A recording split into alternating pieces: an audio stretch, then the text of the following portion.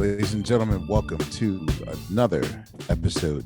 This time, this really is a special episode of Questlove Supreme. We have our team Supreme with us. This is going to be a special theme, kind of an instant two-parter. I will say that our guest today, simply not only an accomplished musician, singer, songwriter, but in my opinion, he is hands down one half of one of the most successful duos of all time in the modern rock era. He helped popularize the burgeoning blue-eyed soul movement of the late 60s and early 70s and into the future from my native town of Philadelphia, along with his partner, Daryl Hall, who incidentally will have his own episode to himself as well. I just want to preface that saying that I want to preface by saying that usually when we have guests on the show, I kind of like the one-on-one thing, just like one artist for Team Supreme. I know it would have been easier to have a group aesthetic, but I feel like you get more in-depth stories when it's one-on-one. And I'm not being a smart aleck by referencing one of their classic songs, but play my game tonight. No, exactly. Man, when that was the NBA, do you remember at a certain age when that was the NBA theme song? When they had the one-on-one was the NBA theme song. Bro, you don't remember this? What? Yeah, man. Yo, one-on-one, there was a promo they cut.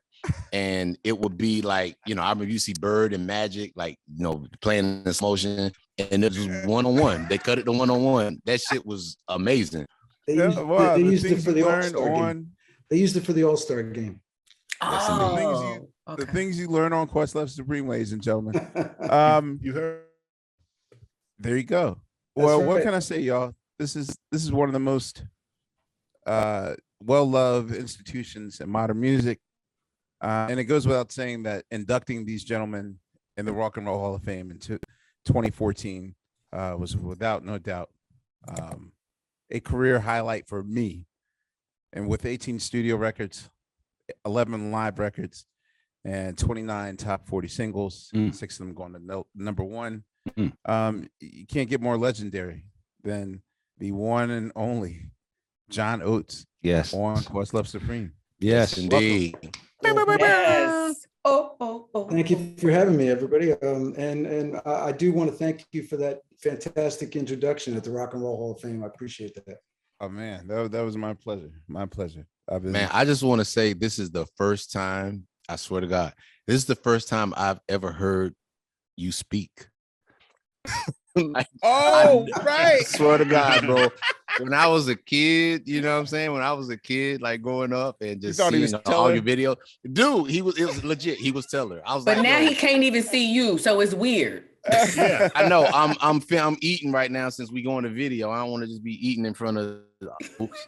So let me finish my sandwich and then I'll be on. So, John, where are you right now as we speak?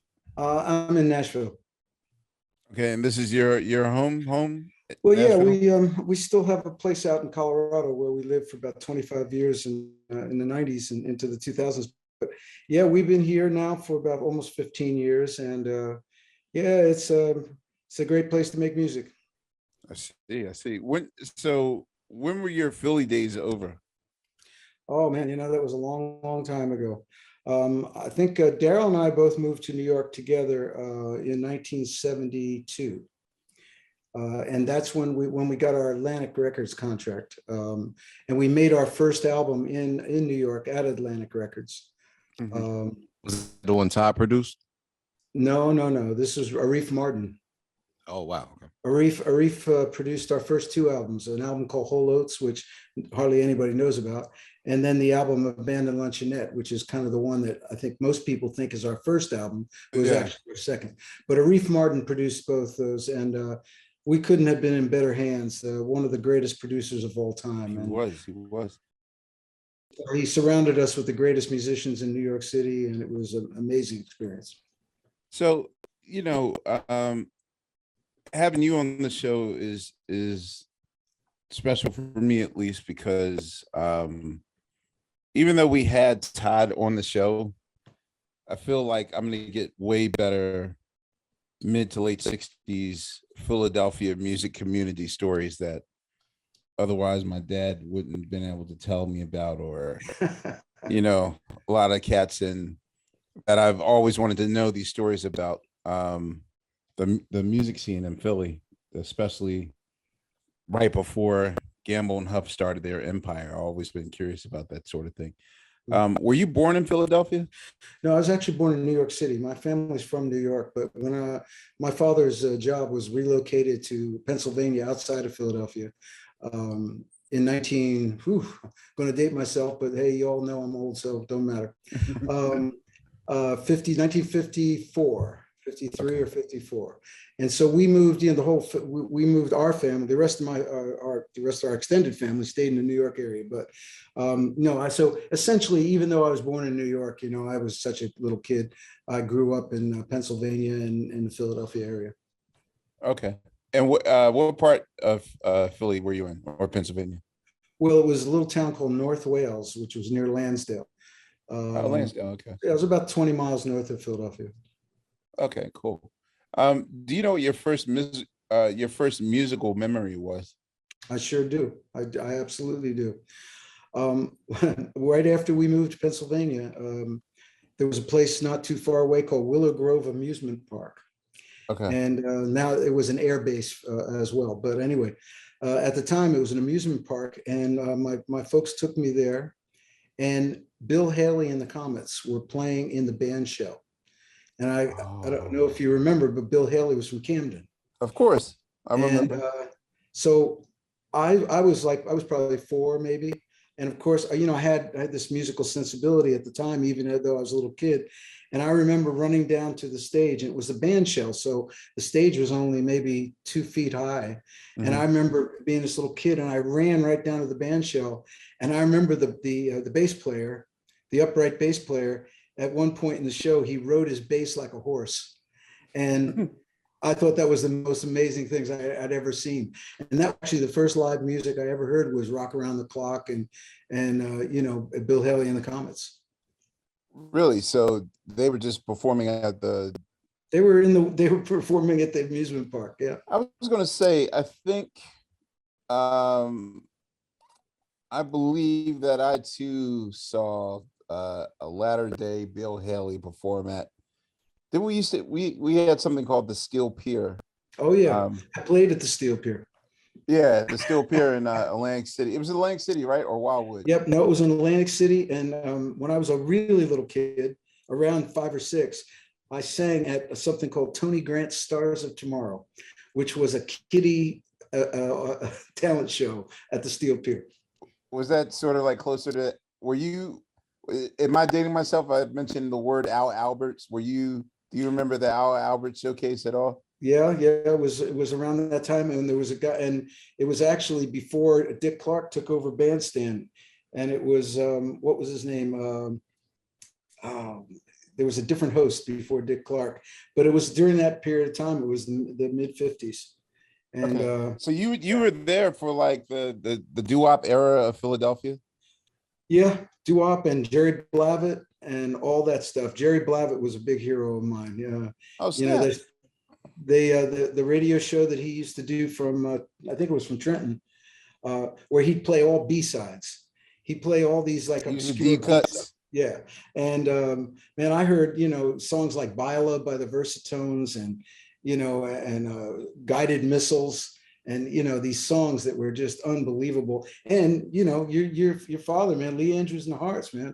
I mean, tick tick tock, ticking of the clock. Hey, wow. Lee, gotta call my name.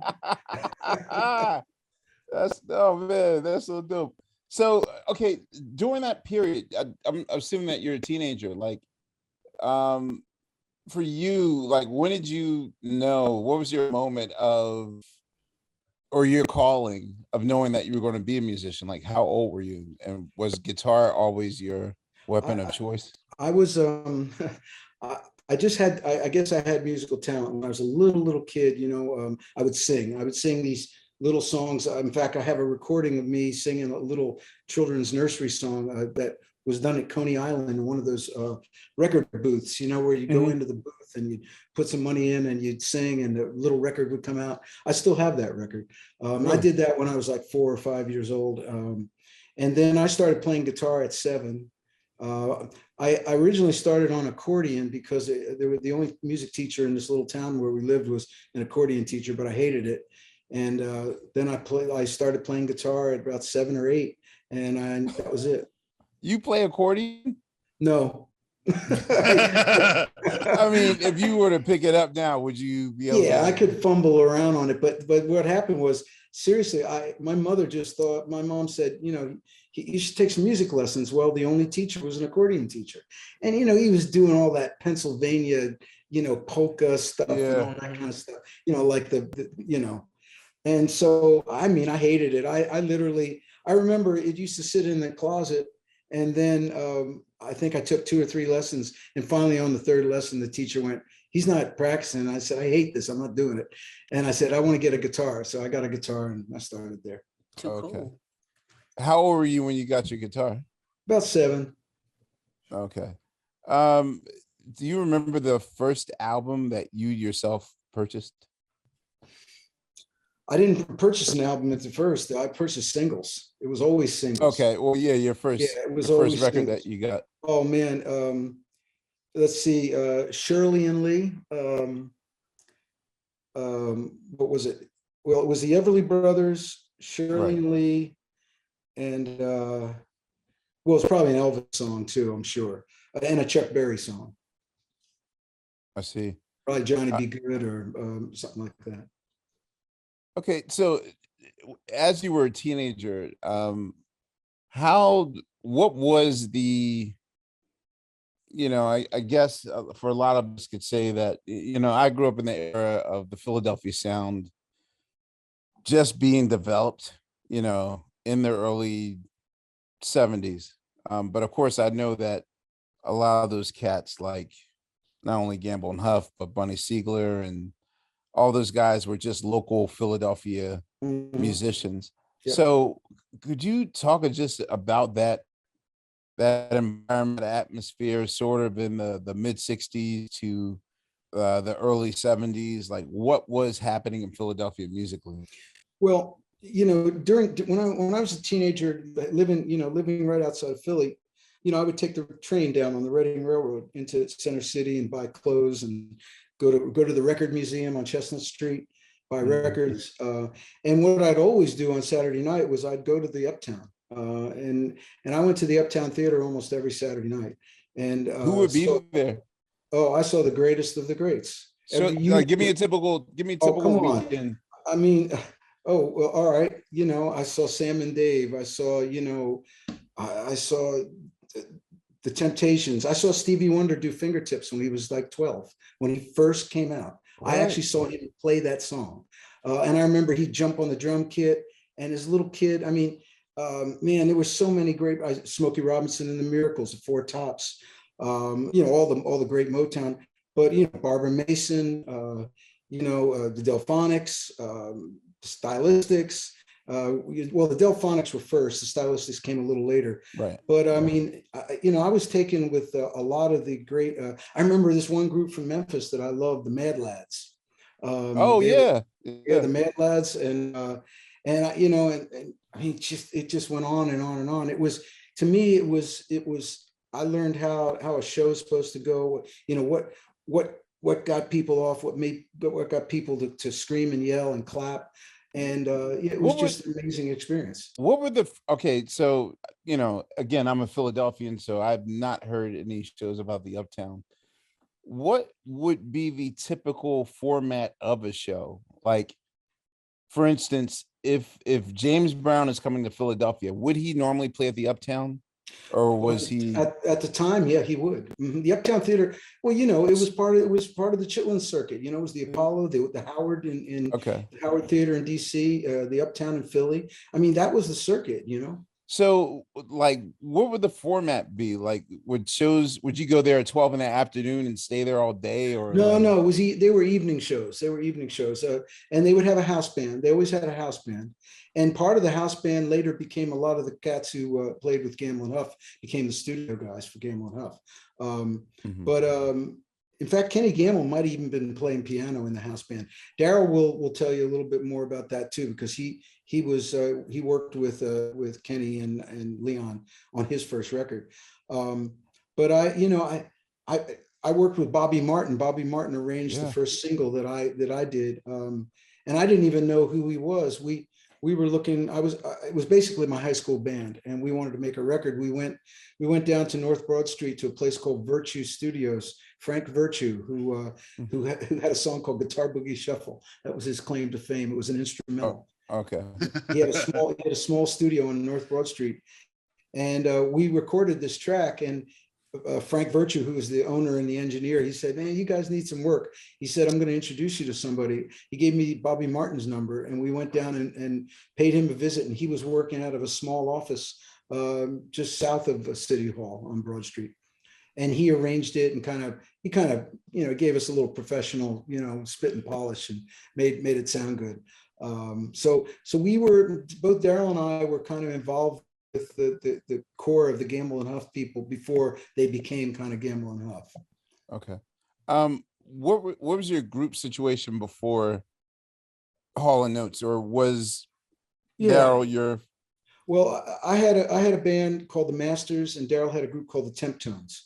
Daryl's group was pretty much an a cappella group, very similar to the Temptations. That's why they call themselves the Temptones. Really? Yeah. Okay. And my group was more of a combo. It was funny. I use that word combo. Nobody uses that word anymore, right?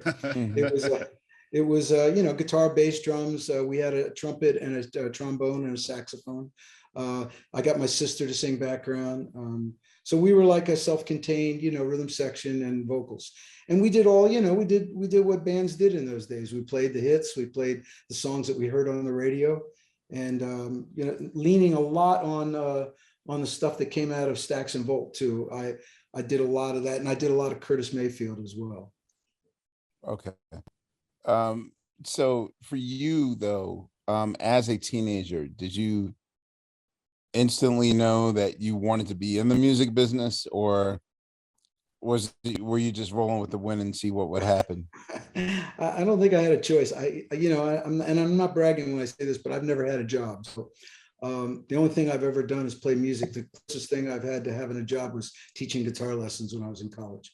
So that's I'm a blessed and very, very grateful person because I got to do what I think I was born to do. That's what's up. All right. So how did you meet Daryl?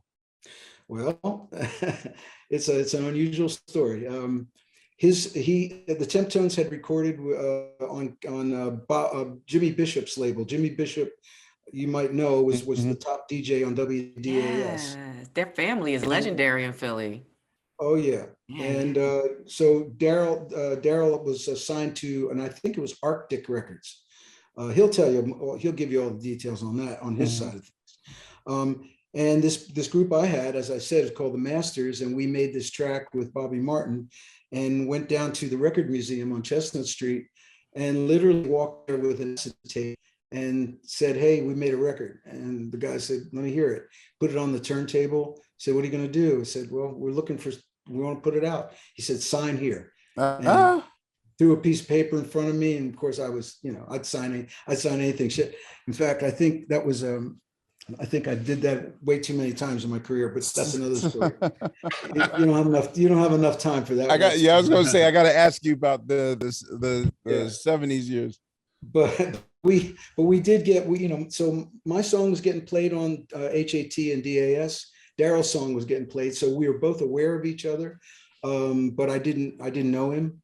And we were individually invited to a record hop that Jimmy Bishop was doing out in West Philly at the Delphi Ballroom. And Delphi Ballroom, right, and so we went out there and we were standing backstage. It was an afternoon teenage thing. It was the 5 stair steps, Howard Tate. Howard Tate had a song called "Look at Granny Run Run." Yeah. And so Howard Tate, Five Stair Steps, me and Daryl's group and my group, and we literally didn't know each other. But I had heard his record, he had heard my record, and then a gang fight broke out in the crowd. Wait, what? And so so we all went down, and we never even got to perform. We were going to lip sync our record. We went down onto the street level, and when we went downstairs, we went, "Hey man, I saw you, yeah. I said, and we were both going to Temple University, and I started seeing him around the school on Broad Street, and eventually. But John, excuse me, I have to ask you because this sounds like so regular. This is in the this is in the 60s, correct? Yeah, this would have been 1968. Mm-hmm. So the question is, was it common because DAS at the time was still an R&B station, right? And I'm guessing that Mary Mason and them were playing nothing but R&B music. Yeah. So how common was it that two white dudes, two different groups had music on these Black radio stations? Well, did you ever hear our music? I mean, yeah, I did, but I'm just saying in the moment though, hey, listen, we were accepted by the Black music community long before we were accepted by the white rock and roll community. So it was not a surprise to us at all when our records crossed over. That was seemed normal to me. We just made the music that we made. I mean, if you grow up in the Philadelphia area and you listen to Philadelphia radio and you're a kid, you're going to make the music that goes in your head, and so we made the music that we made, and it, I guess, must have done something right. So But for you, growing up in that time period, you weren't at all drawn to the other acts of the era, like the Dovells or like the Frankie Avalon, Danny and the Junior. You're talking about the Cameo Parkway era. Yeah. Well, you see, what happened was when Daryl and I first met, two of the guys in my band got drafted into Vietnam. My band fell apart. Daryl's group was kind of falling apart anyway. So I joined up with him as a backup guitar player. And when both groups fell apart, he and I gravitated toward each other. And we became songwriters at the Schubert building with a guy named John Madera. And John Madera was from the Cameo Parkway. He was the guy from the Dovells and Chubby Checker and Frankie. Okay. And all that. Mm-hmm. And we knew that music was on its way out. And it was really the end of that Cameo Parkway era. So, but we knew Len Barry and all those guys. They were all around the whole time. And then at the exact same time that Daryl and I were writing I think we were on the second floor. Gamble and Huff opened their offices on the fourth floor with Tommy Bell and everything. Mm-hmm. So we all kind of started at the same time. And was that building that you're referring to, was that kind of like the Brill building? The equivalent? It was Philadelphia's version of the Brill building. It was the Schubert Theater building, which is still there, but there were offices in it at the time. And so that's how we started. And, we knew all those guys, and, we were involved in that era. But as I said, the Dovells and Chubby Checker and those guys were kind of, they were the last year's model, they were kind of going out. Yeah, I was going to say that the Schubert, I went to performing arts school for elementary, at least, even though it went up to high school. But oftentimes we go to that Schubert building to learn like our musical craft, like take piano lessons over there and take drum lessons over there on Broad Street. So you guys met when a gang fight was breaking out, like, yes, as you do. In your mind, like, even like, was how typical? I mean, I guess I was born way after like the gang wars, but if you're a teenager in the 50s and 60s, like, how prevalent was gang activity in Philadelphia? I think in the 60s, the city was much more integrated. There wasn't as much violence. I think a lot of the Black Power movement, Black Pride movement really started more in the 70s. Okay. And, by that time, Daryl and I had gone on to New York, but, and of course there was, there was racial stuff happening all over the country. But I always felt very comfortable in Philadelphia, especially in the 60s. I never had any problems with it. And, if you really look at, if you look at Gamble and Huff at the great, TSOP rhythm section, it was an integrated rhythm section, I see. There Yeah. were black and white players working together in the studio, and the head engineer, Joe Tarsia, he was a white cat, and, Vince Montana, who did all the string arrangements, he was a white guy. But so it didn't feel that unusual to me at the time. So in your opinion, what year do you feel as though what we know is the sound of Philadelphia? Or at least the first draft. It doesn't have to be the lush strings like that was Philly International, but like the earlier intruder stage of like Gamble Records before Philly International, before. But it was a little more raw. Yeah. So for you, like, and especially the stuff they did on Atlantic, when do you feel is like the actual sound of Philadelphia got established? I think it happened around the same time, around 1970, I would say. Okay. I feel like, like you said, the Little Sonny and the Intruders, the Delphonics, those records, they were street records. They were essentially doo-wop records with musical backing, and it wasn't really until later on when Tommy Bell, I think, was responsible for adding a real high level of musical sophistication to what was coming out of the Gamble and Huff's place. If you listen to Tommy Bell, and his chord changes are so unbelievable and so unique and so complicated, really, if you think about it. In a way, and I had a conversation with Burt Bacharach about this. Tommy Bell to me is like the Black Burt Bacharach. You listen to Burt Bacharach songs and the way he voiced his chords, and you listen to Tommy Bell and the way he voiced his chords. I think they were listening to each other, because I think there's a lot of similarity there. I can definitely see that comparison. Could you talk about the period that led up to the actual record deal with Atlantic? Yeah, well, it goes back to the Schubert Building. We were working with this guy John Madera, and we were just songwriters. We were kind of staff songwriters, and we'd write some songs, and he'd try to pitch them for us, and nothing was really happening.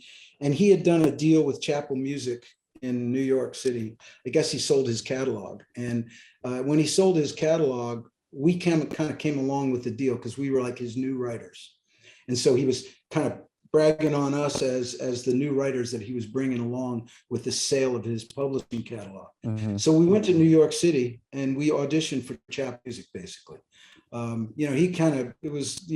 He would show us off, and me and Daryl would play our little songs, that we had written, and Chapel Music seemed interested, but then nothing would ever happen. So then we go to New York and we do a showcase. So just Daryl and I, just the two of us.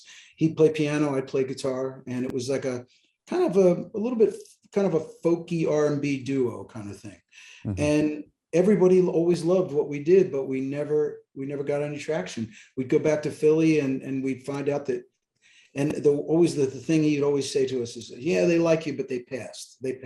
We couldn't figure out why'd they like us, but nobody ever offered us a deal. Right. And we later found out that he was trying to cut deals on the side that were just so bad that nobody wanted to touch us, because it was just, I don't like to get into the music business, the dark, seamy side of the music business a little bit. That's a different podcast. That's what no, it's education though. Can I ask though, in Philly, was the what I will say the Morris Levy of it all? Was that kind of a presence in Philadelphia as well? Absolutely. It was all over the place. It was everywhere. So when do you feel as though for those who are listening to the podcast, I'm sort of speaking on kind of the wise guy mafioso era of the music business, where we thought so. We was following you. Well, yeah, I know we're following because we know each other. But I was speaking for the people. I'm Yeah. Okay. Oh, yes, you represent the people. However, you know, eventually, well, similar. It's like that episode of, I don't know if you remember The Sopranos when Tony's guys were trying to shake down a Starbucks, and the person was trying to like explain to them like, we're not a local. We don't have any money. This isn't a local mom and pop thing. Like this is a chain. They sort of felt like dinosaurs. It was like, oh, we can't shake down corporations. Right. Mhm. I got this So, metaphor. but for you, when did that era ever end officially for you? I think it did end. I think it kind of went out in the 70s. And by that time, Daryl and I were so frustrated because we couldn't get anything going. And it was very frustrating to have people like what you did, but yet not respond to you. And we got to the point where we couldn't deal with it anymore. And we kind of pulled our money together. We didn't have anything at the time. Mm-hmm. I mean, if I could buy a cheesesteak, that was a big deal for me. So we pulled our money together and we flew to California, and neither of us had ever been to California before. And we didn't know that you had to have a car when you got there. We just showed up. We just showed up. And this guy from Chapel Music picked us up at the airport, and he let us stay at his house. And he said, "I'm going to get you. I'm going to let you guys play for a few people and see what happens." We just thought maybe California would give us a chance. And sure enough, we played for this guy at his house, literally in his living room. And he was friends with Ahmet Ertegun at Atlantic Records, very good friends. He wasn't really a musician, he was an art dealer. But Ahmet Ertegun was a big art collector, and I guess that was their thing. So we played at this guy's living room, and this guy said, it was funny, we played a couple songs and he started laughing. And we said, "What's up? What's the deal?" He goes, "Are you guys for real?" And we're like, "Yeah." And he's like, "Well, why are you playing in my living room?" He goes, "How come you don't have a record contract?" I said, "Well, we can't get one. We got this guy in Philly who, can't help us, and we don't know what to do." I mean, it was kind of crazy. And he said, "I'm going to call Ahmet." He says, "You guys go back to Atlantic and you audition for them." And we went, "Okay." And so we flew back to Philly, and then we took the train to New York, and we walked into a room with Jerry Greenberg, who was the president of Atlantic at the time, and Arif Mardin. And we played our songs just like we did every time we played. And Arif stood up at the end and said, "I want to produce these guys." And that was it. Wow. Record deal. What for you? What was it like working with him? Because I became familiar with Arif because of I guess my love for the Average White Band records. That's when I started seeing his name on a lot of the credits. But at the time, were you excited? Were you familiar with his track record with like Aretha? And I was very, very familiar with Arif. I thought the Aretha stuff, and in particular, his arrangements were so spectacular and so beautiful. String arrangements and just his musical sensibility. And he was an interesting guy because he was Turkish. And he had this deep, deep love for American jazz and American music. And so what was great about Arif was he thought like a pure musician. He didn't care about styles and genres and what was hip or what was happening at the moment. He just cared about what would serve the song the best. He thought like a classical arranger.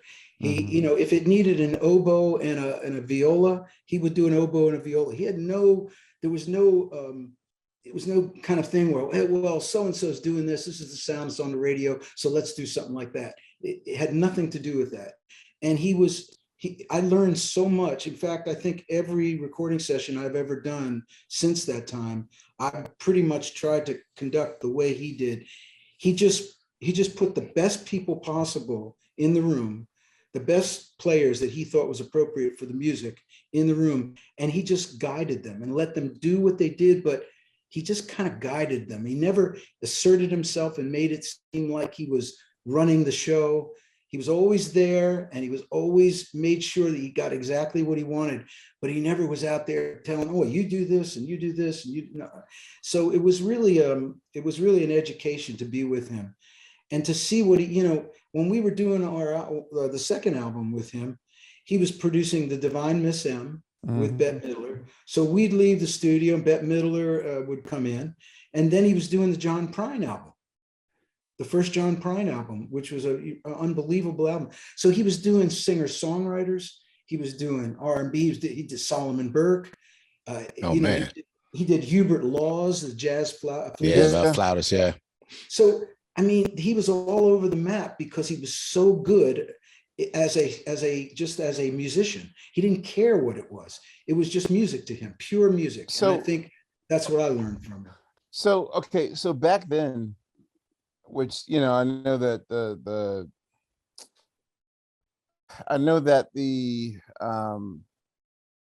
sort of, the technology is different than the 80s than it was the 70s. But when you're working on an album, like, is it one-on-one time with him, or is it for him like a day job where it's like, okay, I got Aretha on Tuesday and Donny Hathaway on Wednesday. Yeah. All notes, I'll squeeze you guys in for 3 hours. So it's not like he's spinning. No, he didn't squeeze us in. He didn't squeeze us in. We had full day sessions or full night sessions, right. Mostly day sessions. And he usually did 2 sessions a day. So yes, we would be in there for maybe 11 to 5 or something like that. And he would take a dinner break and maybe he would have another session that evening. But we worked. I mean, we worked. We were right there. I mean, right in the thick of it.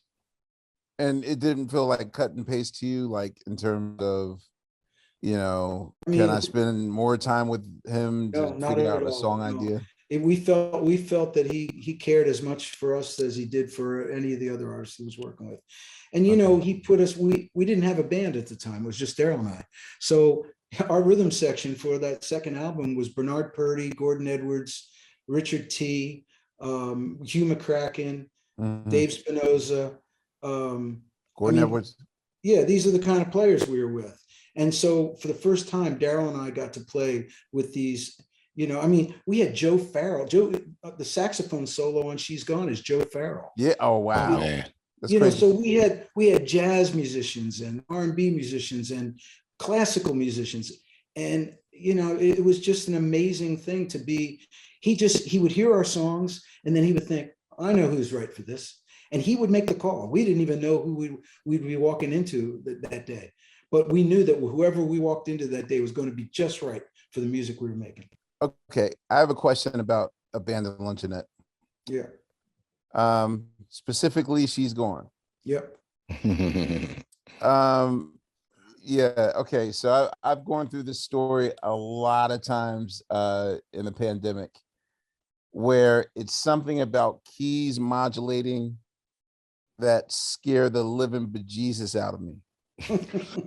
And be honest, like, you guys were definitely going for drama with the end buildup of She's Gone, but whose idea was it to just do those 5 modulations? Like, is this going to be the key? No. Is this going to be the key? Is this going to be the key? Is this going to be the key? Oh, in the beginning? Is that what you're talking about? No, the very end of She's Gone, there's like, just like in a soap opera where you have that dun, dun, dun, sort of thing. Mm-hmm. So there's a part of the song, or like the end of I'm trying for something for our listeners. I said, "Love on Top" by Beyonce. Like the end where going up. Yeah, it modulates like 14 times or whatever. Yeah, right. Or Golden Lady by Stevie. I'm just guessing what She's Gone in my head. Okay, but to me, I always knew the boogeyman was waiting for me at the end of every. Amir, you got to get over this at some point, man. I mean, shut up, Steve.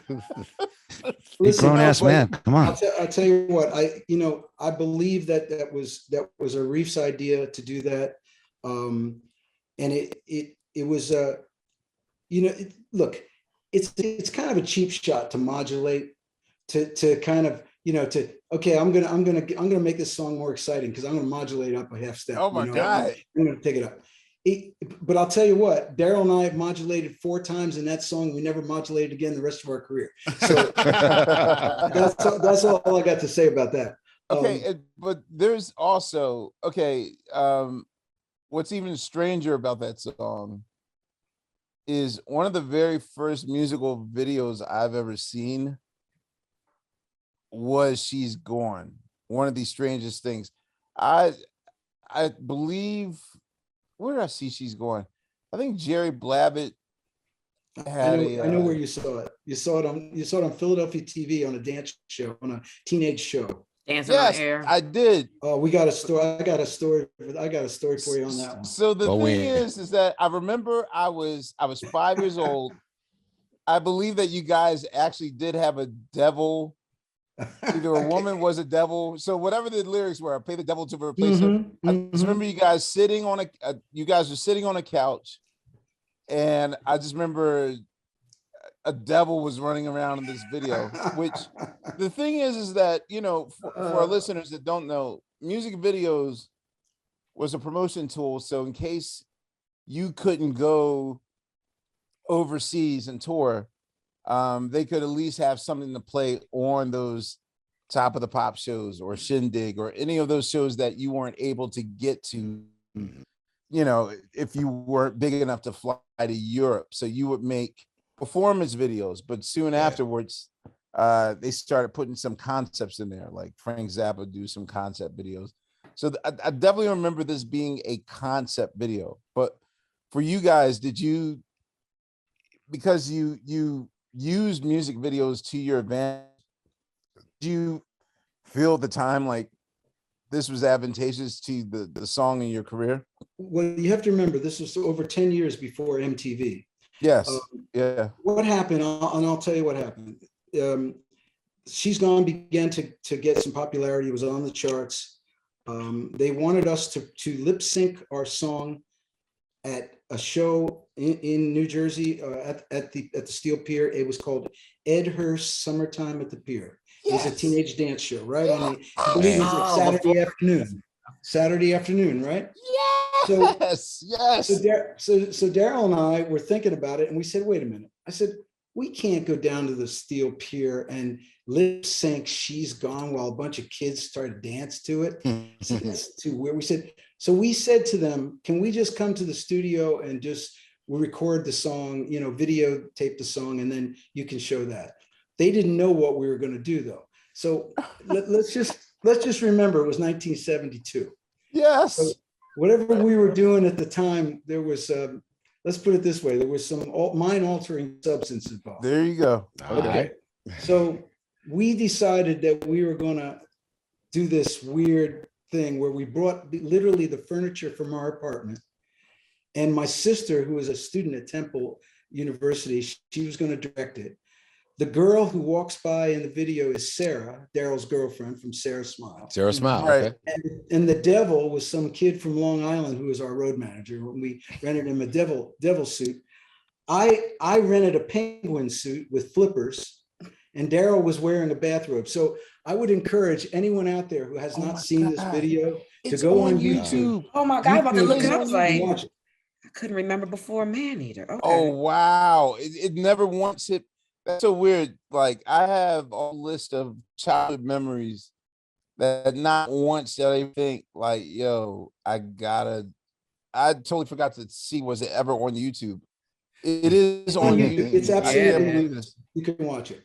So wow. So we did this, and they got so angry, they got so pissed off at us because they thought we were mocking them. And I guess in a way we were. But anyway, so they told us, they got mad. They called Atlantic Records and said, these guys will never get played on Philadelphia radio. Who do they think they are? Well, it was bad. Damn. And we had to backpedal to all this stuff with the record company. And we were just having a crazy time because that's where we were at. So anyway, that's how that happened. Were you guys, how was your feeling towards, because the thing is that I actually also distinctly remember, because my dad had a lot of records in the house. shortly thereafter, almost immediately as that song's going to the charts, I know that Tavares That's right. also covered She's Gone. So there was, and this is almost the same similar situation with the Fifth Dimension and Dinah Ross, like releasing Love Hangover at the same time. Like Yeah. Tavares and Hall Oates are kind of fighting for airplay time for She's Gone. At the time, were you guys cool with Not, that? not, I'm sorry, I don't mean to interrupt you, but not quite. We had Okay. released She's Gone and went into the top 40, but it didn't Right. go much higher than that. Then after that, Tavares recorded it and went to #1. It was a #1 R&B record. Right. And- Okay, and- that's what I do, the Tavares version. Yeah. And people said, oh man, can you believe it? It's a #1 R&B record. And Daryl and I are like, yeah, that makes perfect sense to me. And then we released it again after Tavares when Sarah Smile was out, and it went into I would think it went to #2. Man. Okay. But you guys were fine and cool with that. Them, you know. Hey, no, I was happy about it. Even Lou Rawls cut that song. That's right. Oh, yes, you're right. I totally forgot his cover of it. For you though, with the next record with War Babies, could you talk about working with Todd Rundgren on that record? Yeah, well, we had moved to New York City, and so the War Babies record was a direct reaction to leaving Philadelphia and being in New York and experiencing New York and the difference between New York and Philadelphia. New York was so big, much bigger and more faster and chaotic, and and we really, even though the Abandoned Luncheonette was a great record and it's still one of my favorites, it wasn't very successful. So at the time, the record business was completely different than it is now. You know how it is now. If you don't have a hit on your first record, you're not making a second record. Yeah, you want and done. Yeah. Yeah. Well, in those days, record companies signed you because they actually believed that you could have a career, that maybe you could evolve and develop creatively. So, but we had no reason to do the same type of record because it wasn't successful. So we said, well, let's just try something different. And Todd having moved from Philly to New York, we figured he'd have something, he could relate to it. To be honest with you, we were just trying to be experimental. We were trying to push the boundaries and see how far we could go. It's not one of my favorite records. I didn't feel comfortable in that style. It was a lot more. I think the thing about Todd and his style of production is that if you want Todd Rundgren, you get Todd Rundgren. There's no denying what you're going to get.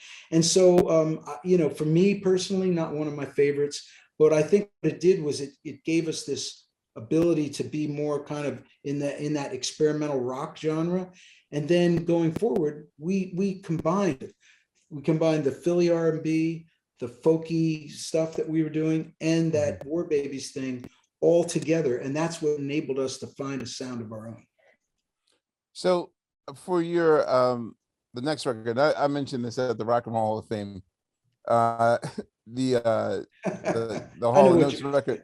Yeah, I know what you're gonna say. Whose idea was it for the cover design to do because the androgynous thing was coming into play with like what Bowie was doing, and I think the Stones did it with Go Ted Suit. Like for you, what was the marketing idea of that cover? That's exactly what it was. It was a moment in time. That's what was happening in New York City, in Greenwich Village at the time. It was Rick Derringer, Todd Rundgren, Mick Jagger, Bowie, and we were caught up in that whole down scene that was happening in Philly, in New York rather. And we met this guy named Pierre LaRoche, who was the stylist for all those records, for every one of those records that you mentioned. And I remember we had dinner with him, and he said, I remember what he said. He said, "I will immortalize you." That was his word. And that he did. And you know what? It's the only album cover anyone ever asked us about, and it has nothing to do with the music inside. But, see, I would ask about H2O, but okay, that's weird. With of course the breakout single from that is Sarah Smile. At this time, are you guys coining the term blue-eyed soul? Like how We never really liked that phrase. To me, to be honest with you, I just think it's to me it's kind of offensive, and I'll tell you why. I think it connotates white guys trying to sound like black guys, Okay. and I don't think that's what we do. I think we sound like the way we sound, and if we've got soul, then good, and I hope it comes through. And to me, and I don't want to get too philosophical about this, but to me, soul doesn't belong to any race, creed, nationality. I mean, I hear soulful music and all sorts of music around the world. I mean, there's Irish music that's very soulful. There's American Indian music is unbelievably soulful. So I think soul is a thing that touches you. It moves you emotionally. And that's what soul is. If you hear music that makes you move, whether it's physically move or makes your emotions move, to me, that's what soul is. So at least I got it out on the table. I got you. We got Very, sorry, go Mayor. ahead. It's very similar to what Bonnie Raitt said Yeah. Exactly. on our show as well with regards to the blues and her Well, experience growing I up think listening to that stuff. I think the thing is, like, I think from when I listen to artists, if it was white artists, I think more so than anything, you just want to see those artists give credit to what they grew up on. You know what I'm saying? I don't think it's, you know what I'm saying? And, that's what I kind of always saw with you guys, and just with the white artists that kind of fell into that, that what you call blue-eyed soul, like a Michael McDonald or whatever, they always bigged up the stuff that they grew up on. And I think the only time it really becomes an issue is when, a white artist is like, oh no, this is just all me. And it's like, no, the fuck it ain't. You know what I mean? That's where the problem comes in. But I agree. I mean, you can find the elements of soul in all kinds of music. It's a feeling more so than it is just a genre or whatever. You're absolutely right. We are all products of what came before us. There's not one person on this planet who just comes out of the womb and is a unique original. Maybe there are a few. What we do and who we are is about it's in our DNA, it's in our upbringing, it's in the place we live, it's in the experiences that we experience, and that's who we are. And and I've always made a point to be very clear that to point to my roots and the music that made me who I am. And I honor it, and I try to, and I'm very respectful for it, and I always try to make sure that people understand that, hey, this is where it all comes from. Facts. Okay, so we should also note, Steve, you should know that I think on this record, well, one, you guys are producing it, and two, you have the monsters on here. So I could assume that Ed Green is drumming on Sarah Smile. I believe it was Ed Green on Sarah Smile. We had three drummers on that record. Well, based on them drum fills, I hope that I think you're right. No, Ed I think Green you're right. of Barry White fame and whatnot. Yeah. And also you on bass, Leland Lee Sklar. Yeah. Sklar, yeah. And we had Sklar's Scott on bass. Yes, and we had Scotty Edwards as well on bass. And here's Steve right back. Yeah. That's our guy. Yeah, I love. So when you're using these monster musicians, like, can you just, because I will also say that a consistent level, especially once you get to the Faces album, that you guys kept your band consistent.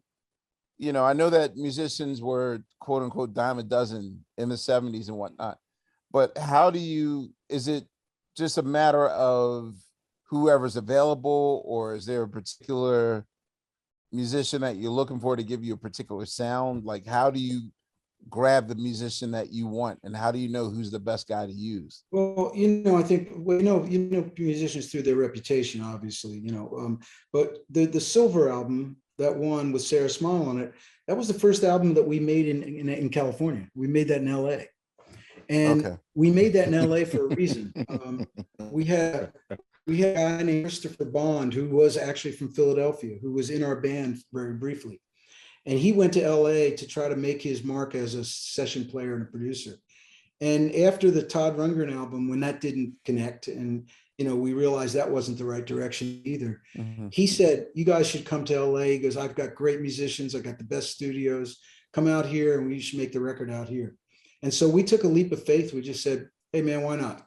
And we went to California. And in the mid 70s in California, they did have the best recording studios in the country. It was all the best recording technologies, the best engineers. And Chris found, he was friends with Ed Green, and he brought in Lee Sklar, and we had Jeff Porcaro, and we had who else on drums? Jim Keltner. Yeah.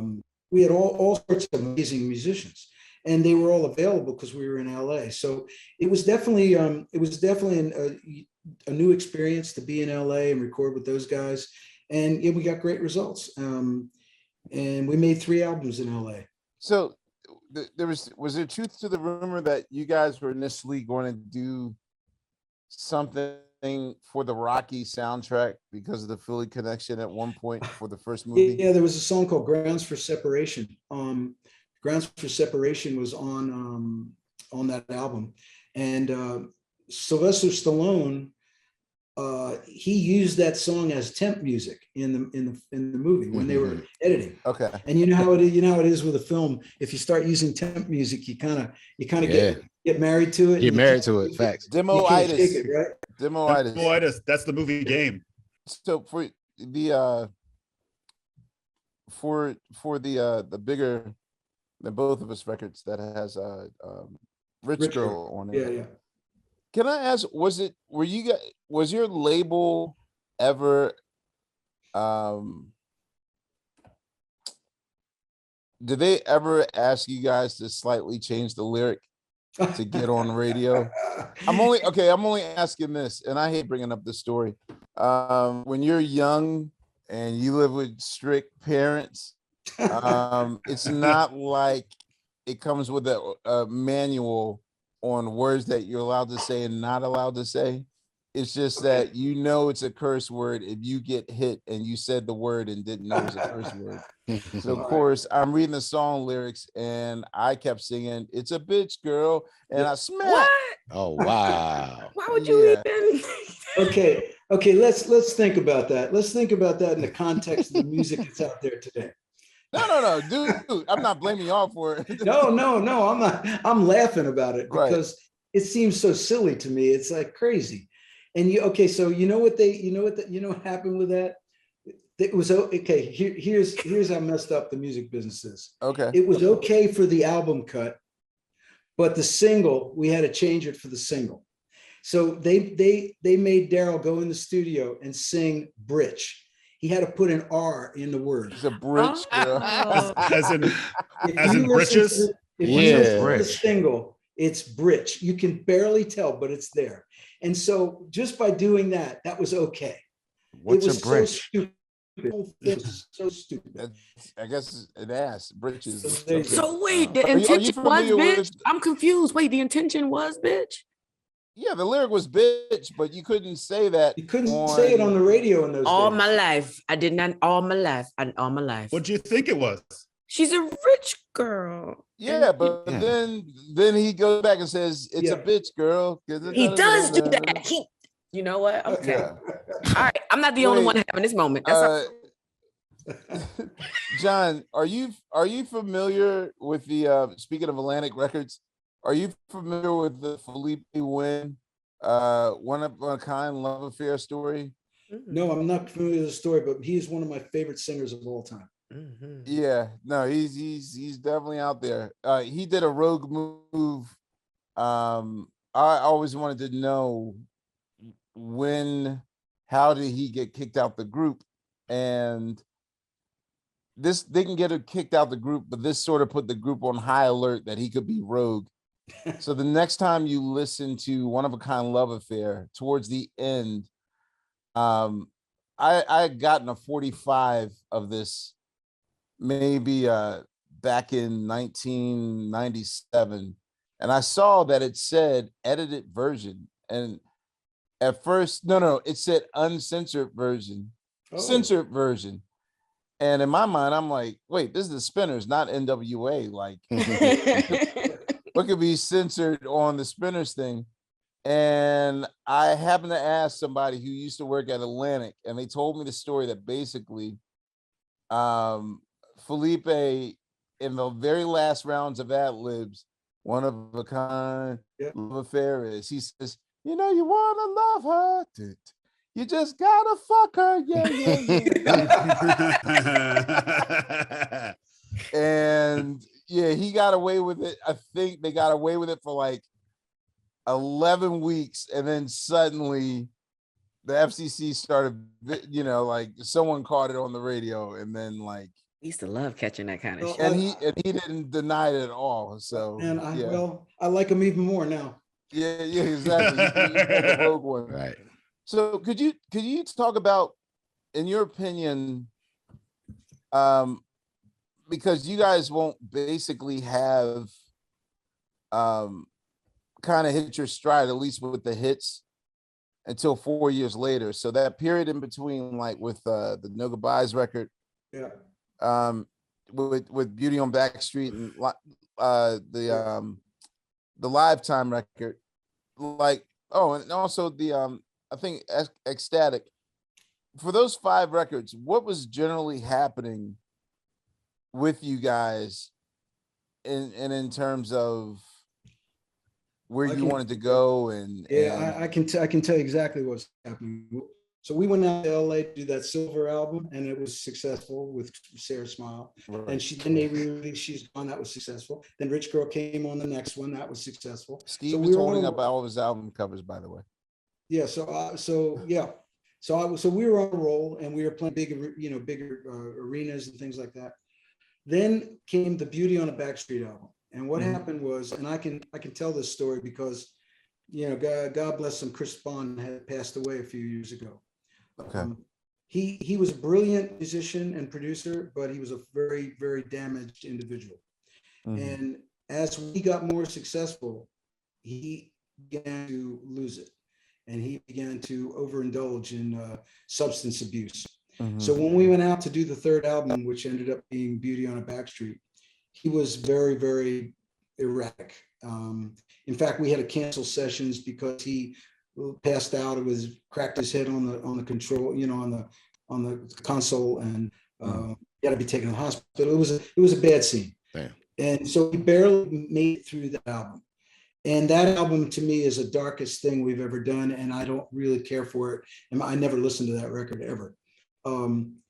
So what happened was, because we had no hits and that record wasn't very successful, we kind of fell off the radar a little bit. And Daryl and I think one of the smartest things we ever did during that period of time was we said, you know, we've been recording all our albums with studio musicians, and it's been great. But what we really need is a great live band. And we need a live band that's so good that we can take that same band into the studio. And at the time, right at that time, Elton John was just finishing up Yellow Brick Road.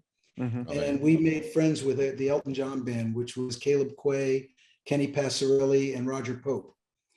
And we basically adopted them. And all of a sudden, we had this kick-ass live band that we could take into the studio.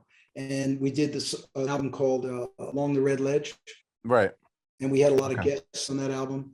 And we brought in David Foster, who had never produced a record before. We were his first artist David Foster ever produced. Oh, this is the year before After the Love Is Gone. So, okay, so he worked with you guys first.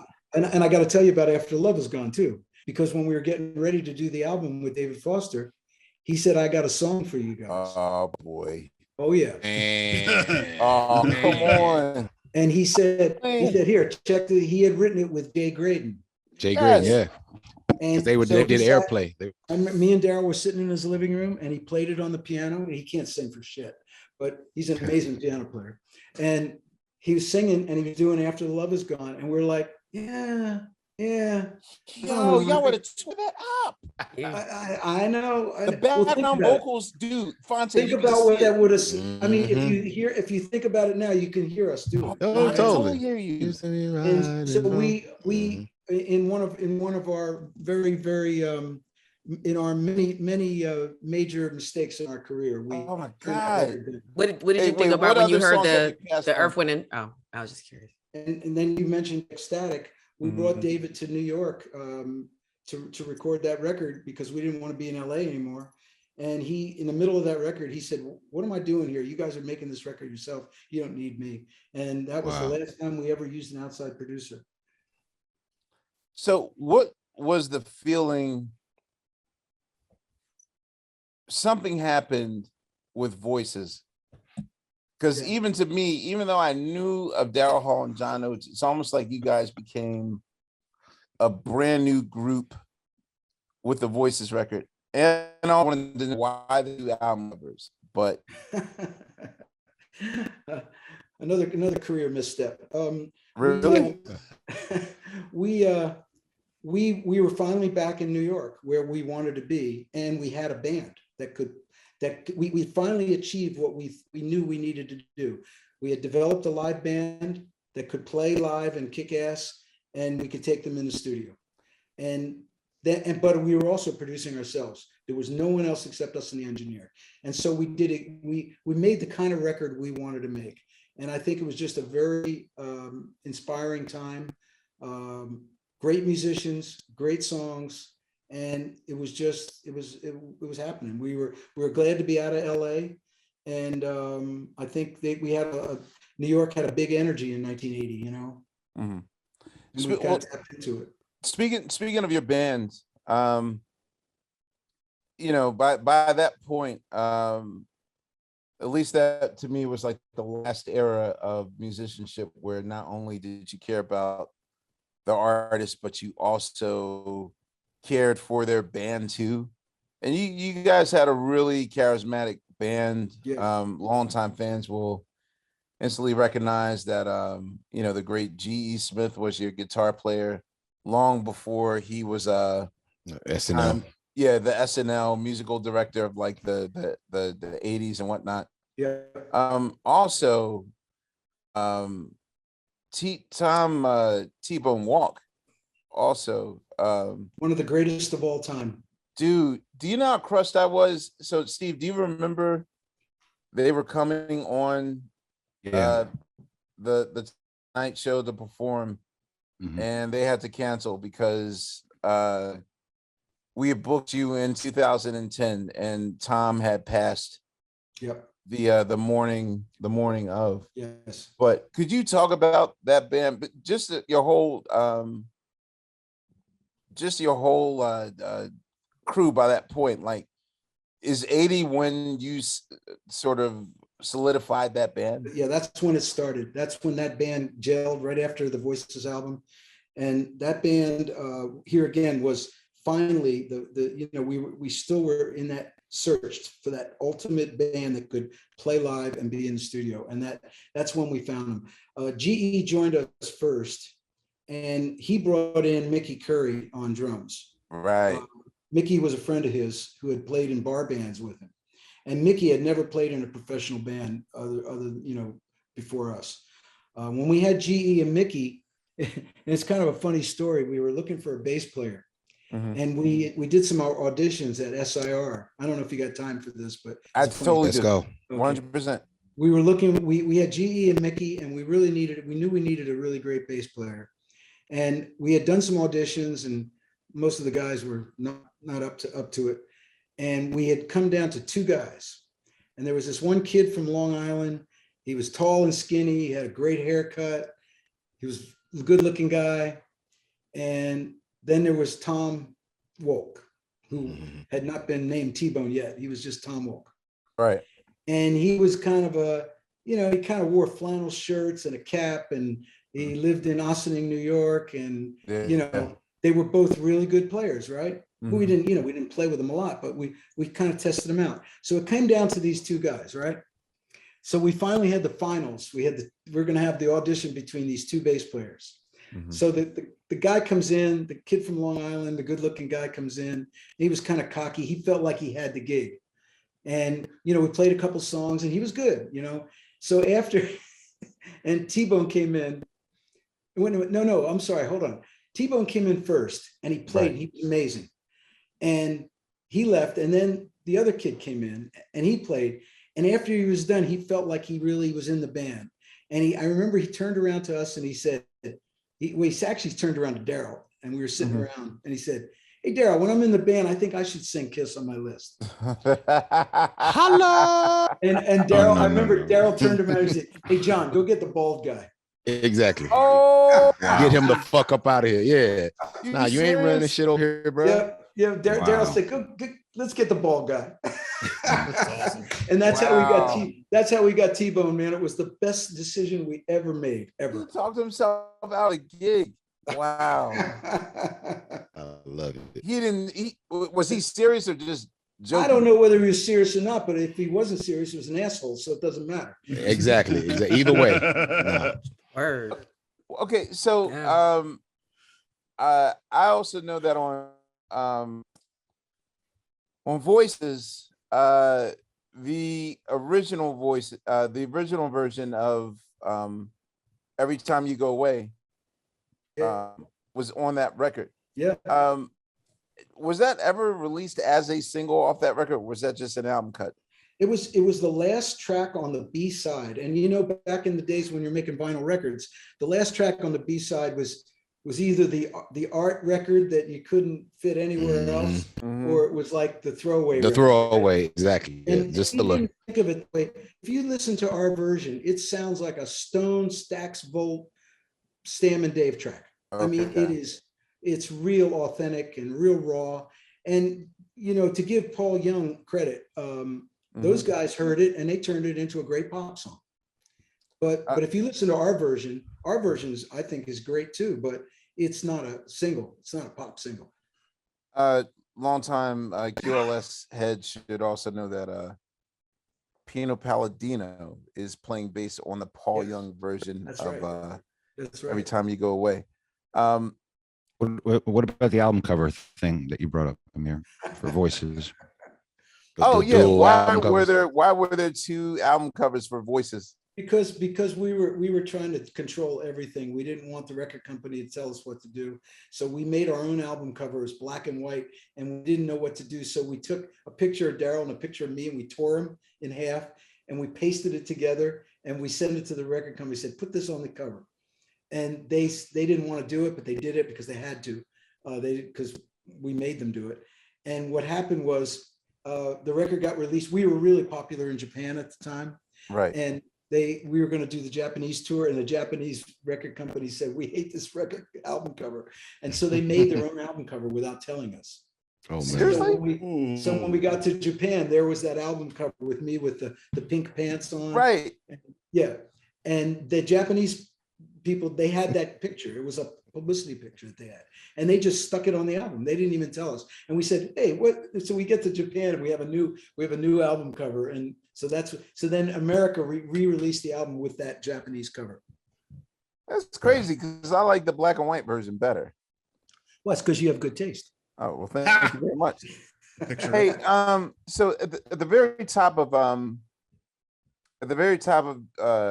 of Kiss on my list, and I guess this could also double for the I can't go for that question. You know, I recall that being a time where I distinctly heard modernized drum machines, or in your case, you guys were doing combo live drums and drum machines at the time.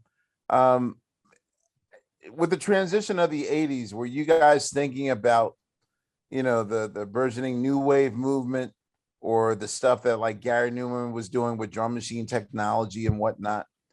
Like, how is modern technology coming into play with the band? Starting with that, because I think it was notable to not just use the drum machine as a click track, but to actually make it part of the song. Well, we were using something called a rolling CompuRhythm. It was a little wooden box, little square box. It had 4 presets: rock 1, rock 2, bossa nova, and samba. Samba. And you had a rotary knob that you could adjust the tempo by a rotary knob, but it didn't tell you what the tempo was. It was just, you just had to feel it. We would use that for feel, just when we were kind of going over the track and trying to get the right tempo and the right feel. What happened with Kiss on My List was never intended to be on the record. That was a song that Daryl wrote with Jana Allen, who was Sarah's sister, who was a young songwriter. And she came up with the idea. Daryl helped her with it, and she wanted to make a record. So it was at the end of one of our sessions for Voices, and we were all done for the day. And Daryl said, let me go and just make this demo for Jana, because I promised her I'd lay it down for her.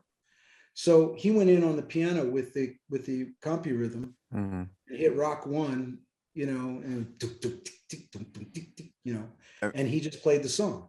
So we didn't want to waste tape, so we recorded it at 15 IPS instead of 30 IPS because it was a throwaway, it was a demo. So after it was done, it was just the piano and the compy rhythm.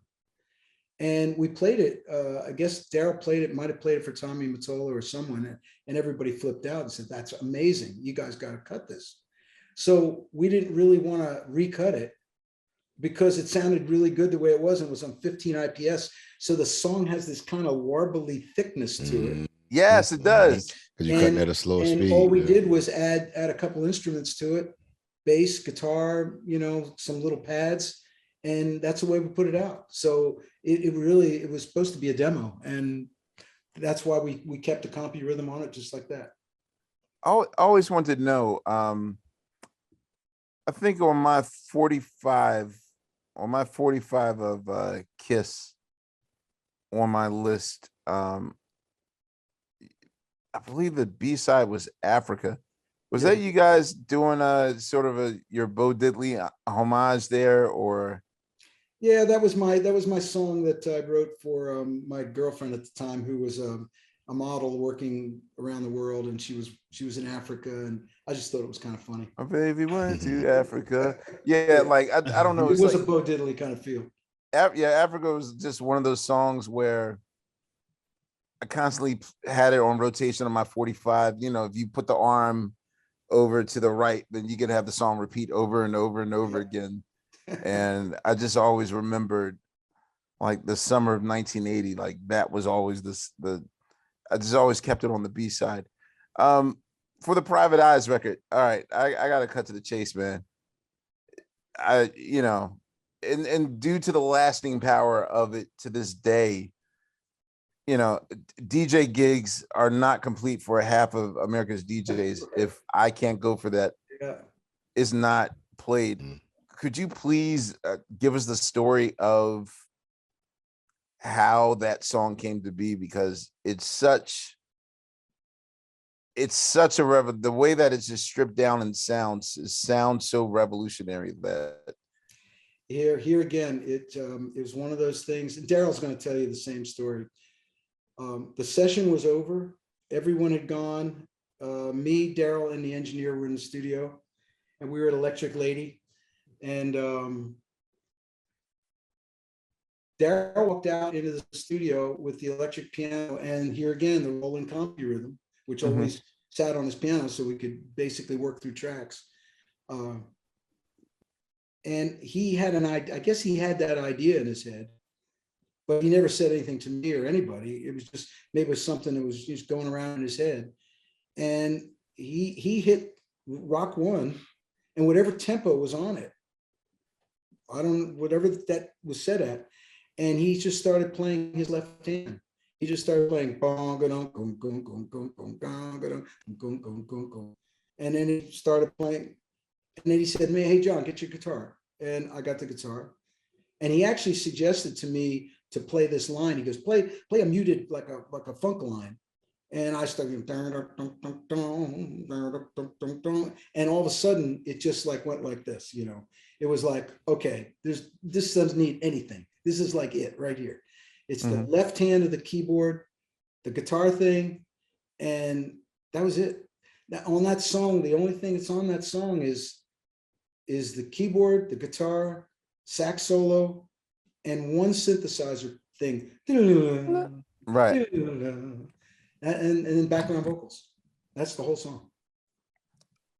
Whose idea was it to make it sound as stripped down? Because to me, that drum machine is such a radical sound to it. I mean, there's two versions of it. The 12-inch has a more brighter drum mix to it, but the album cut version, I can't describe. To me, it was almost like an improved version of the drums that Sly was trying Very to much achieve so. Yeah. on There's a The Riot rhythm Going. ace. There's a riot the rhythm going on, ace yeah. joint. Yeah. Oh yeah, it's all that album. There's riot going on. That had that same quality to it. That you said it was stripped down and raw, and it was dry. There was just this thing. I mean, sometimes when you don't have to have a lot if it's the right combination of tonalities. When you get the right tonalities and they're not fighting each other, they all have their place. They're all in the right place sonically. That's all you need. You don't need anything else.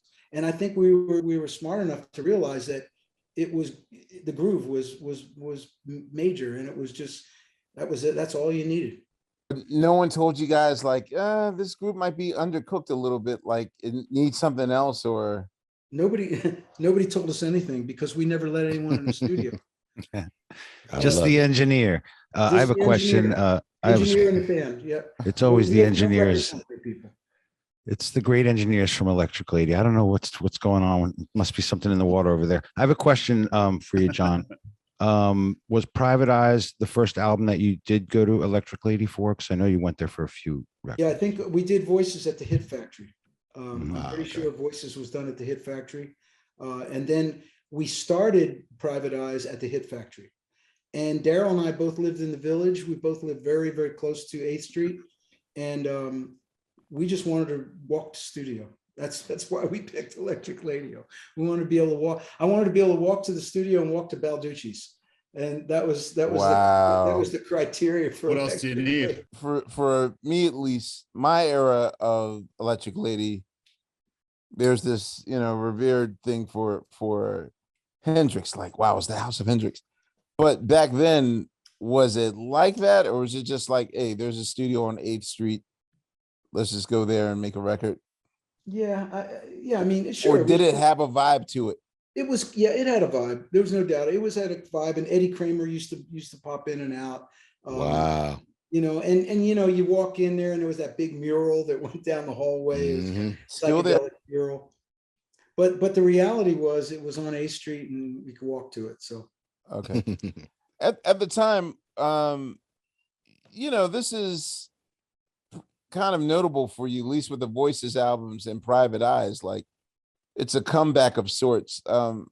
Internally, just as a duo, how are you two feeling about whatever lull that happened in those 5 years between, the last hit and where you were with Voices and Private Eyes? Like, you guys basically, it almost took 10 years for you to reach the promise of what you were, I guess, initially planning on doing back in the early Atlantic days. But as a duo, like, how are you two getting along with this newfound success? we've always gotten along really well. We really leave each other alone. Back in the early days, we were together constantly and traveling constantly, always, everything was shared. But as we got older and as we got more successful, we lived separate lives with separate families, but we met as teenagers. So it's almost like a brotherhood, it's a family thing, we don't have to even talk. We can be apart for long periods of time, and we get together and it's like time stops. It's a very unusual thing. And it's amazing, to be honest with you, that we're still able to work together. We do our own thing. We do separate projects. I'm doing a tour next week, actually, an acoustic tour with a guitar player friend of mine here in Nashville. And Daryl's going to do a tour. He's doing a new solo album tour. Mm-hmm. And then we'll come back and play together, probably over the summer. So, I know that I, for one, am very tired of anytime someone sees me alone in public, 9 times out of 10, they're going to ask me, where's the rest of the guys at? Or where's the band at? Yeah, I'm almost certain you get asked more Oh, yeah. every day. yeah. Where's how, you know, They think that we just, we're just, well, our company's called Two-Headed Monster. So that gives you an idea what, what it's all about. I remember one time I was sitting in a dressing room, and it wasn't long ago, sitting in a dressing room, and I was by myself in the dressing room. And one of these security guys at the venue stuck his head in the dressing room, and he looked at me, and there was nobody else in the room. And he said, which one of you guys is Hall Oates? I said, I guess that's me. I don't know. all right. So for H2O, first of all, while on this streak, what is the pressure like for you? Like going into private, it's like, damn, we got a top, voices, and with H2O, it's like, oh man, we had like 4 top 10 singles with the Private Eyes record. Like, are you feeling the pressure at the time, or is it still like we still have to prove ourselves, or do you now feel like by this point, at least, like you've arrived? I think, well, we definitely felt like we arrived. We felt like we were doing the right thing. We had to achieve what we wanted to achieve. We were producing ourselves. We had the band that we wanted, that we could take live and be in the studio. And we thought that we were there. And things were rolling. The band was amazing. The vibe was amazing. Mm-hmm. We were writing really great songs, and I don't think that there was no exterior pressure. We didn't have pressure from the record company. I mean, it might have been there, but we never let it get to us. We just wanted to make a great record, and we just went in there and did it. Oh, I forgot one question. I've heard rumors of it, but can you tell me whether or not, I don't know if it happened at the We Are the World sessions or whatever, but was there truth to the rumor that Michael Jackson actually told you guys that Billie Jean was inspired by the DNA of I Can't Go For That? Go for that. He didn't say that to me. He may have said that to Daryl.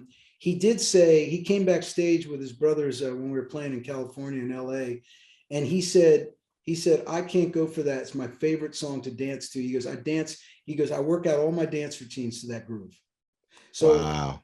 Just that alone kind of tells you that if he liked it that much, he must have said to himself, man, I'm going to write something that sounds like that. Yeah. What about, so with that said, Man Eater and Part-Time Lover? Ooh. What are your thoughts on that? Well, Man Eater, I wrote the chorus of Man Eater as a reggae song because I had come back from Jamaica. And wow. I hear that. Wow. Now that you say it, now Yeah, I hear that. Man, That makes sense. yeah. Oh, I wrote it as a reggae song. It was like, here she comes. Watch out, boys, she's gonna chew you up.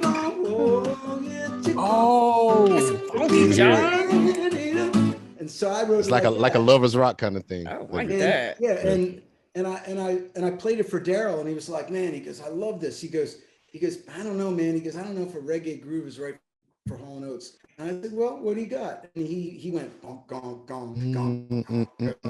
I said, okay. And I mean, at least I was smart enough to listen to him. A question I always wanted to know. All right, this is more of an arrangement question. Sometimes there will be some songs that get released, and in your mind, in retrospect, you think that the chorus happens a lot. Great example is Fonte, the Rock Master Scott and the Dynamic Threes, The Roof Is on Fire. Mm-hmm. Like a chorus that powerful, but it only gets said once in the song, and that's like That's all 4 or that needs to be 5 said. minutes. Right. Yeah, you gotta Right. you gotta wait 5 minutes before he even gets to that part. And for me, a song like One on One, Mhm.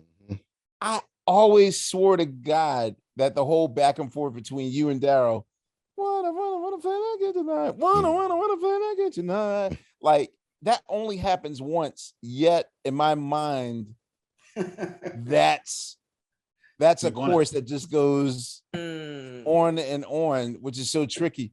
Who and that's a very intricate that song Arrangement. has a Yeah. lot of intricate background parts. Like whose idea was it to I'm surprised that it was a hit because you guys didn't take the easy route and Mhm. just sang the easy part of the chorus, but there were other sub choruses in there. We really pride ourselves on those background arrangements. And that's a Philly thing. I mean, that's coming from that doo-wop background vocal thing. And if you listen to some of our songs, and I think a lot of people don't realize this, but a lot of our songs, the hook is actually the background part. Yes. It's very unusual. People don't realize that. But the hook, like for Out of Touch, that's just a giant background vocal. And the lead is bouncing off the backgrounds. We do that a lot. And that's a thing, you know. You want to know how I know that that's true? Maybe 5 years ago, I got the master to I Can't Go For That. Mm-hmm. And just as an experiment, I took the vocals and put them over where the backgrounds should be. And I took the backgrounds and put them where the vocals were. Yeah. Me, It was like, Ricks. to this, no, yeah. To this day, I mean, I've been playing it in my DJ sets to see if one person notices that Daryl's singing over the chorus music and the chorus is over. Not one person has noticed it yet. And that's all the only version I play. That's cool. I didn't realize I would like to hear that. How did you guys get Family Man from Mike Oldfield? That was just an accident. We were making the record, and one of our roadies, our keyboard tech, who was helping us with keyboards, he came in one day and he said, "Hey man," he was a big Mike Oldfield fan, and he said, "I heard this new Mike Oldfield record." He goes, "And there's a vocal on it," because Mike Oldfield was predominantly an instrumental. Yeah, And he two said, "There's this bells. cool song with this girl singing this vocal tune." And he said, "You guys got to hear it." And we just played it for fun in the studio. And we went, "Wow, we should cut that." And we did. We just cut it. I also remember you did 2 versions of that video. One version was like extremely long. Like it was almost like, and again, the early days of MTV where they just needed a lot of content. Yeah. I Okay. definitely remember Yes had cut like 10 versions of Leave It, but there was 2 versions of Shut Up, Steve. What? I'm not laughing at you. I'm laughing. Yes. Yes. Well, Godly and Cream of They did like 10cc 10 were like, remixes of Owner of a Lonely Heart too. Like there's 100 mixes of that. Trevor wasn't messing around. Trevor Horn. Yeah, but I remember you guys did 2 versions of an extended version of Family Man, which is like 8-9 minutes long, and But we And were a- doing club. Yeah, we were always doing club mixes, you know, on some of those records. Did you have anything to do with that, you and Daryl, or did somebody else just take the You know, track? well, the first club mix that we had success with was for Say It Isn't So with Jelly Bean Benitez. Right. right. Jelly Bean Yeah. did that one, and then the really extreme stuff that we did later on the Big Bam Boom album was Touch. done by Arthur Baker. You were part of USA for Africa's We Are the World. What was that experience like? That was well, you know, they were Quincy Jones and Lionel Richie and Michael Jackson. They were smart because they knew that it was the American Music Awards were going on in LA. And then back in those days, you know, you only had 2 things. You had the American Music Awards and the Grammys. They were it's really, it was not a million different award shows like there is today. And so they knew that everybody kind of who was anybody in pop music was going to be in LA for American Music Awards, because pretty much everybody went. So they just said, they sent invitations to everybody to select people to come to the studio at A&M after the awards. And the invitation said, no managers, no agents, no hangers on, just come, just come. And there was a green room out in the lobby for all the people, you know, all the other folks. And just the artists were allowed in. And that was brilliant, because all the artists let their hair down, you know, there was no hangers on and agents and managers trying to, you know, control anybody, and everybody just got real. Everybody got real. And you know, I remember they had little names on these little steps where we all stood for the chorus. And I had Ray Charles was right in front of me off my left shoulder, and Bob Dylan was right behind me on my right shoulder. And I was just looking, I was, you know, through the years, I think I've tried to be very aware of certain moments when I realized that maybe this is something that, you know, might never happen again. And I remember very distinctly being very aware of what was happening and where I was and what was going on. And I thought to myself, this is a very unique thing. And I don't know if you can see it or not, but I'll show it to you.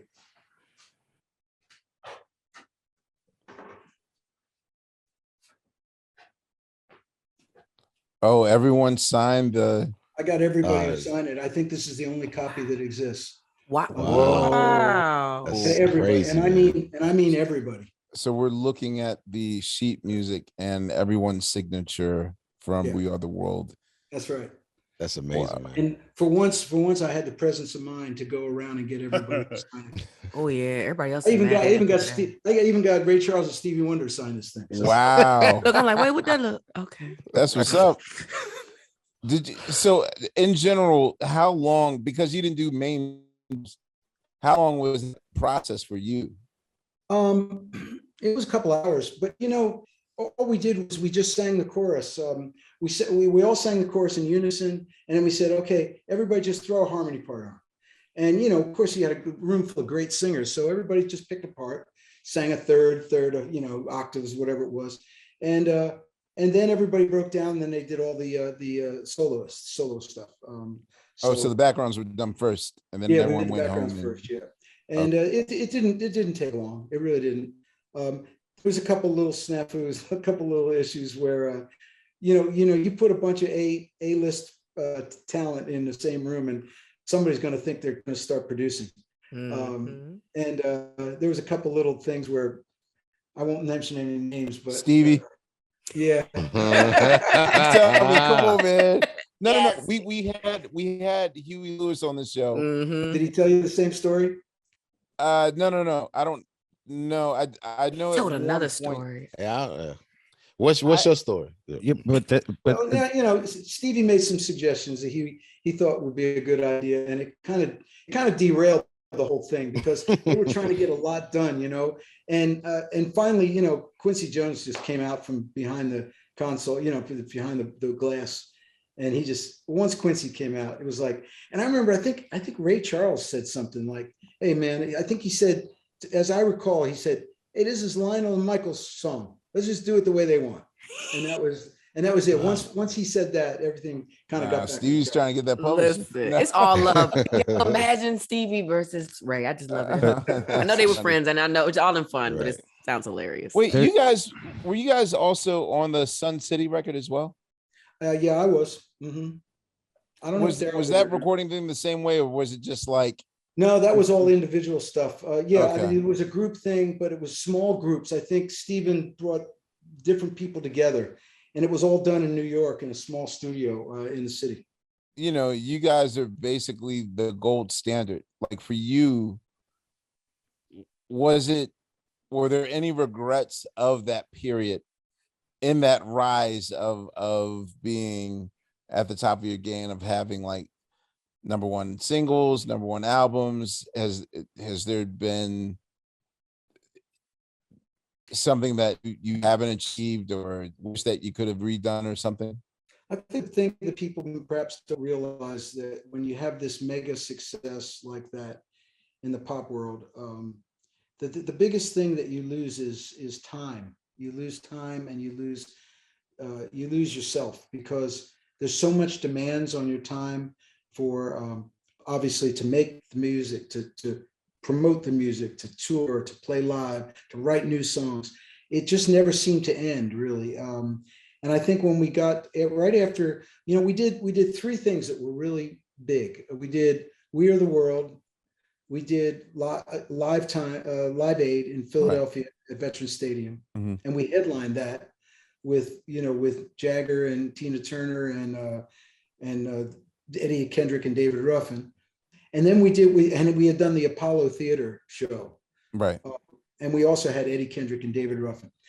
Once we had done those three things, I think Daryl and I actually looked at each other and said, "What more could we possibly?" What else? Right. We've had more success than we could have ever dreamed of. We had, as you said, #1 records, toured the world, on the top of the pop charts. And I think we were smart. I think we realized that there was only one way to go from there, and that was down. Because I don't think you can sustain that sort of success. I think it's very difficult. Very few people can sustain that sort of success for a lengthy period of time. And I think what we did was we stepped away. And maybe it wasn't the smartest thing to do from a business point of view, or commercially. Of course it wasn't. But it was a smart thing to do for Life. For life. Yeah, man. How difficult or challenging was it to pull off the Kendrick and Ruffin project? Because I've read a lot of autobiographies of various Temptation members, and they don't look too fondly of that reunion album that came out in 1981. So I don't know. I would assume that when they're doing this album with you in 1984, 85, that the sort of Temptations proposed 7-member reunion thing went a bust, and they both went their separate ways to do their separate projects. But for you, what was it like? I know that you two were big Temptations fans, but was it at the time, was it rose-colored glasses, like, this is exciting, or maybe I don't know. We were asked to reopen the Apollo after the Apollo had been closed for a bit to be renovated. And it was a big, Daryl and I felt like it was a big honor. It was a charity event. It was in New York City, obviously, and it was a big honor to be asked, to reopen the Apollo. And we wanted to do something special. And so what we wanted to do was we wanted to go back to some of the music that kind of brought me and Daryl together back in the 60s. And that was our mutual love for the Temptations. And Eddie, Eddie was a sweetheart. Eddie was playing in Holiday Inns in Alabama. David was David. We know. He was a very challenging individual. We know. But we managed to corral them together, and we told them flat out, they said, look, here's what we want to do. We want to try to replicate the thing that we remember as teenagers when you guys were at your peak. We want to wear the suits. We want to do the steps. We want to do the whole thing. And we're on the stage at the Apollo. We want to try to recapture for that moment. And it was really kind of, in a way, I mean, not in a way, it was really me and Daryl wanting to have that experience of performing with our teenage idols on the stage and kind of having this. And to be honest with you, it was one of the most amazing things I've ever done, because it was like time had stopped. And instead of me being in my bedroom trying to do the Temptation steps and singing those songs, I was on the stage at the Apollo doing it with them. And they were so cool about it, and they wanted to do it so authentically. If you watch the steps, they are exactly the same choreography. And it was just one of those things. And honest to God, it was a psychedelic moment. And by that, I don't mean taking drugs. What I mean is that I felt like I was watching myself. I felt like I had out of body experience. I had gone out of my body, and I was watching myself do that. And it was really something that I don't think I could ever, well, I can't really describe it any other way than that. But it was just something that was just very, very, and that's when me and Daryl decided to step away after that. It was after that show, in the reception after the show, we were all the people were coming around and everybody was saying, how great it was and all this. And I remember me and Daryl sitting down together and we said, you know what?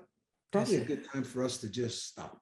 Wow. Quitting while you're ahead is not quitting. Because for us, it was a full circle. We had Yeah. met because of the Temptations in a sense. And now we had done that. And it really felt like we had completed this thing in our life, Was there Wow. something in your mind you wanted to do after the circle had completed? Because it seems like a whole era. So now, Yeah, I wanted to live. I wanted to do all the things that I had never done.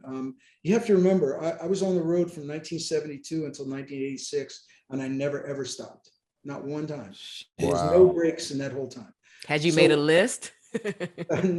Yeah, my list was live in a house in one place, get Not married, sleep in a bus. get Get married, have a married. kid, Wow. get Okay. married, have a kid. And that's exactly what I did. I for sold you. everything I owned. I moved to Colorado and met my future wife, and we built a house and had a kid. And for about 10 years, I hardly did any music. And Wow. I lived in the mountains, and I became a different person. So it was just something I needed to do. One last question I have. I know that you once lived next door to Hunter S. Thompson. Yeah. Oh God. What was Cool. that shit like? Psychedelics. Well, that's what happened when I left New York City and I kind of started my life over again, moved to Colorado. I was with my girlfriend, who later became my wife, and we found a little piece of property. She actually found it in Woody Creek, Colorado, which is and we it was just a piece of land with a little cabin, and we were going to build a house. And so I remember one day we went out there to look at it, and we were standing with a real estate agent and on the property, and we heard a shotgun blast. And then on the roof of the cabin, this metal roof, we heard all the shotgun pellets, like that. And we're like, what the hell is that? And the real estate agent, oh, that's your neighbor, Hunter Thompson. He said, don't worry, he's fine. You'll get to meet him later. I said, is this going to be a problem? And he said, no, it's going to be all right. And so we ignored that. And if you know anything about Hunter, he had that red car, Landmark, that he drove in the Fear and Loathing. Well, Mhm. that was parked in our cabin. He didn't own the property, but the property had been abandoned for years. So he just stuck his car in the little cabin. So we were going to take that cabin and convert it into an apartment where we could live while we built our house. So I kept going up and knocking on his door because he literally was right across the road. I would knock on his door, hopefully, to introduce myself and say, hey man, we got to get your car out of the cabin. And he never answered the door ever, because he would sleep all day and stay up all night. And I would always go during the day. So, Right. So finally, the keys were in the car. I put a jumper cables on it. I jumped it.